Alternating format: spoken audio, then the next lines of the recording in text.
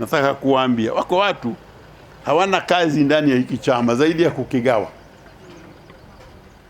Sasa hivi wameanza, kila mtu anatafuta wenye viti wake wa kata, kila mtu anataka watawi, anaunda safu.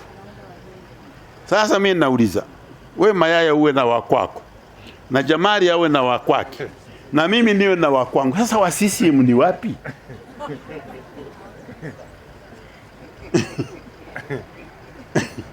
Maana tunataka wawe wote wa CCM, lakini Mayaya ukitaka wakuchague, wakuamini tu kwamba huyu mtu safi, ana sifa zote.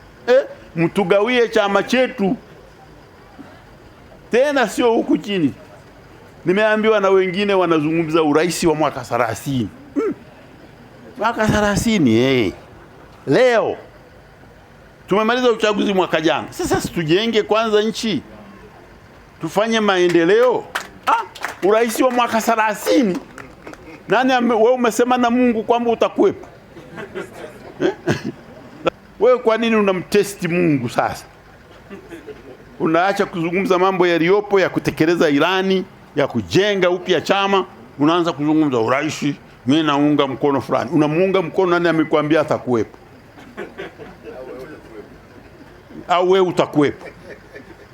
Acha hiyo, twende tujenge chama kwa muda mfupi kuelekea uchaguzi, tufanye uchaguzi, alafu uchaguzi ule utusaidie kutupa chama chenye nguvu zaidi kuelekea mwaka gani? 30. Nani atakuwa rais? Mungu ameshamjua.